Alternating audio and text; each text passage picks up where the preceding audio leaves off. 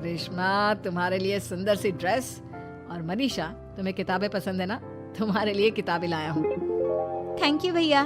Thank you भैया। बहनें अपनी भाभी को सबक सिखाने के लिए एक वकील कर लेती है और घर में हिस्सा मांगना। देखो भैया, माँ बाप की जायदाद में जितना बेटों का हक होता है उतना ही बेटियों का, इसलिए इस घर के 4 हिस्से होंगे और हमें अपना हिस्सा चाहिए। मैंने तुम्हारे लिए क्या क्या नहीं किया और तुम इस घर में हिस्सा मांग रही हो। भैया, आप और माँ हम बहनों की कोई बात नहीं सुनते हो और भाभी हमारी शादी नहीं होने देगी क्योंकि उन्हें लगता है कि आप हमारी शादी में ज्यादा पैसा लगाओगे और उन्हें हम जैसी फ्री की नौकरानी कहाँ मिलेगी। तो हम भाभी के साथ तो रह नहीं सकते, हम बहनों को अपना हिस्सा चाहिए।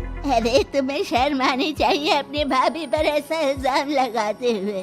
वो तुम्हारे बारे में कितना सोचती है। हाँ माँ, भाभी हमारे बारे में बहुत सोचती है। दिन रात बस यही सोचती रहती है कि किस तरह से अपनी तीनों ननदों को परेशान करूं और कभी मुझे पढ़ने भी नहीं देती। दोनों बहनों का रिश्ता भी तो इन्होंने ही तोड़वाया है और रात में हमारे कमरे में आकर हमारी चीजें भी चुराती हैं। इसी तरह सविता की तीनों ननदें अपनी बात पर अड़ी रही। अब कोर्ट में तारीख भी शुरू हो गई। जब सविता को लगा कि उसकी तीनों ननद इतनी आसानी से नहीं मानने वाली, तो उसने अपने पति और सास को सारी सच्चाई बता दी और अपनी तीनों ननद से माफी मांगी। मयंक और दुर्गा को भी अपनी गलती का एहसास हो गया। अब सविता खुद करिश्मा और रेशमा के लिए अच्छा रिश्ता ढूंढती है